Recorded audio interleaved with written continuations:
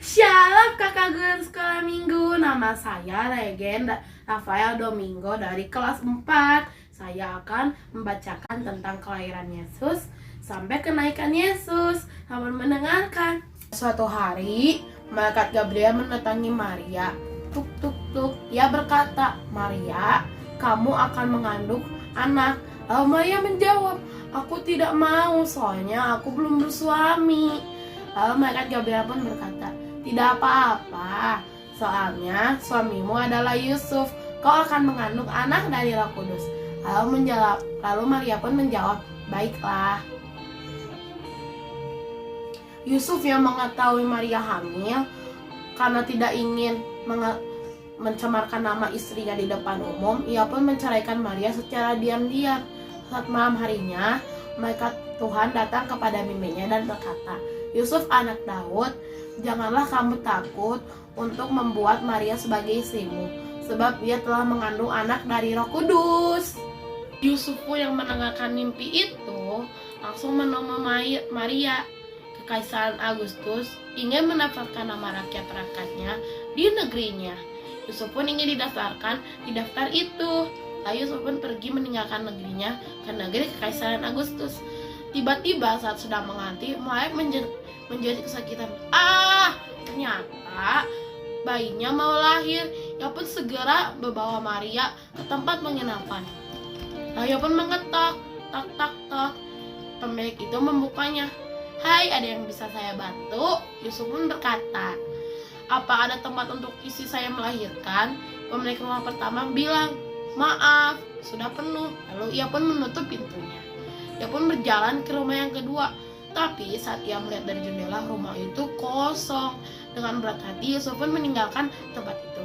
Dia mengetok penginapan ketiga. Tok tok tok. Lalu ia menjawab. Lalu pemilik itu membuka pintunya dan menjawab, "Ada yang bisa saya bantu?"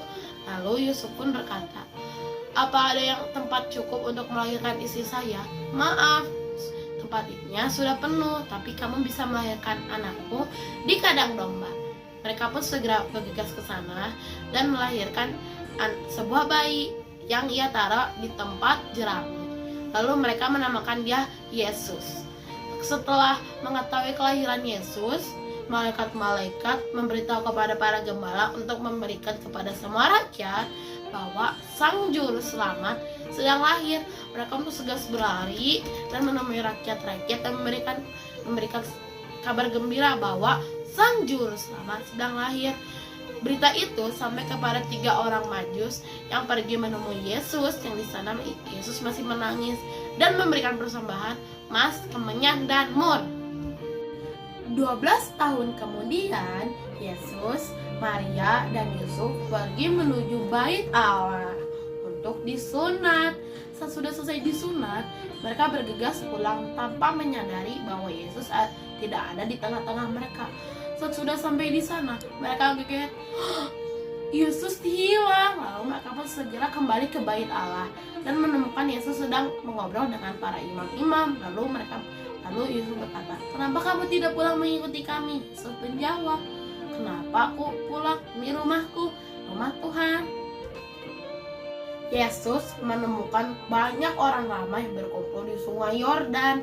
Lalu ia melihat bahwa Yohanes sedang membaptis orang-orang. Ia pun turun ke sungai Yordan dan bilang, "Tolong baptis aku." Yohanes pun berkata, "Maaf, aku tidak bisa membaptismu. Harusnya kau yang membaptis aku." Yesus pun berkata, "Tidak apa-apa." Lalu Yohanes membaptisnya. Dengan saat hari itu banyak orang yang membenci Yesus, termasuk ahli Taurat dan imam-imam. Sejak saat itu, Yesus suka mewartakan kerajaan Allah dan mujizat-mujizat Tuhan. Contoh mujizat yang dilakukan Tuhan adalah membuat 5 roti dan 2 ikan, berjalan di atas air, membuat air menjadi anggur. Lalu ia pun memilih ke-12 muridnya yang bernama Simon Petrus, Andreas, Yakobus, Yohanes, Filipus, Thomas, Yakobus anak Alfeus, Tadeus, Simon Simon orang Zelot, Matius, Bartolomeus, Yudas Iskariot, 12 murid Yesus. Setelah itu, Yesus mengetahui bahwa ia akan mati di kayu salib untuk menebus dosa manusia. Malam itu, ia melakukan perjamuan kudus bersama 12 muridnya. Pun berkata, salah satu dari kalian ada yang mencakal saya selama 3 kali sebelum ayam berkokok. Yesus pun mengajak ke-12 muridnya untuk berdoa di taman Getsemani. Saat ia berdoa, Yesus pun menangis darah. Ternyata Yudas yang mengkhianatinya. Ia menjual Yesus kepada imam-imam dan ahli Taurat. Malam itu juga prajurit-prajurit Pontius Pilatus mendatangi Yesus untuk memakamnya. Keesokan harinya, Yesus pun dihakimi oleh Pontius Pilatus. Yang awalnya Pontius Pilatus baik, namun setuju untuk Yesus disalibkan. Sebelum dia disalibkan, ia dicambuk terlebih dahulu, dipermalukan, dan diberi mahkota duri. Ia pun memanggul salibnya dengan sekuat tenaga. Dia dipermalukan, ditendang, dan dia memanggul salib dengan sekuat tenaga. Salib itu sangat berat. Yesus hampir kelelahan. Dia ditendang, dicambuk, dan dicudahi. Terus Veronica melihat wajah Yesus yang berdarah, pun mengusap wajah Yesus. Sebagai gantinya, Veronica mendapat wajah Yesus atau rupa wajah Yesus. Ia pun berjalan karena kehabisan tenaga. Dia terjatuh pertama kalinya. Dia pun dicambuki untuk berdiri. Dia pun berdiri dan memanggul salibnya dengan sekuat tenaga. Dia pun terjatuh kedua kalinya. Karena mereka tidak ingin memperlambat waktu, dia pun menyuruh Simon dari Kirene untuk membantu Yesus. Dia membantunya di belakang salib itu. Dia terus memanggul salibnya sekuat tenaga. Ia menemukan orang-orang Israel yang menangisinya.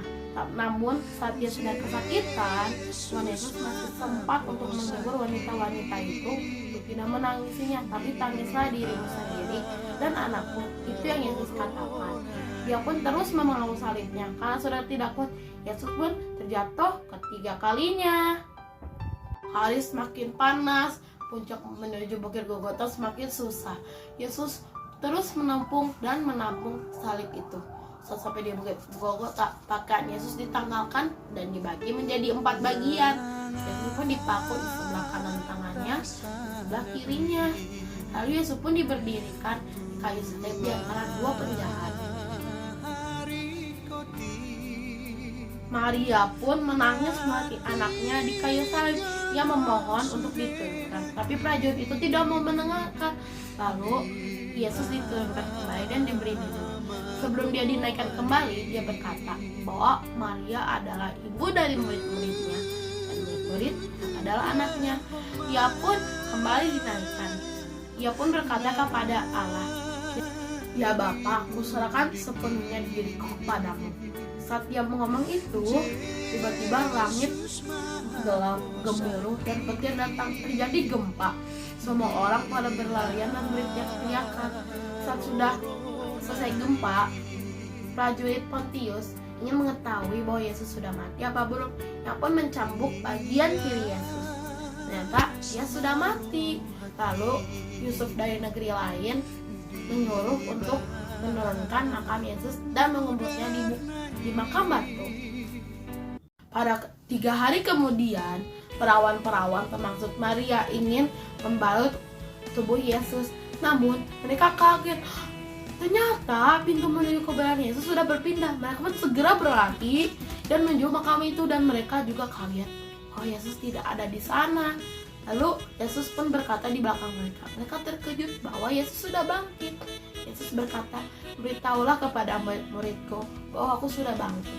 Mereka pun segera berlari sekecang-kecangnya dan menuju ke rumah murid Yesus. Dan mereka pun bertemu kepada Yesus. Murid-murid Yesus sangat senang bahwa mereka bisa bertemu dengan Yesus. Namun, mereka melihat bahwa Yesus semakin detik, semakin menit, terus melayang, dan melayang. Dan akhirnya ia naik ke surga. Terima kasih telah mendengarkan cerita Regen. Semoga dapat membantu. Dah.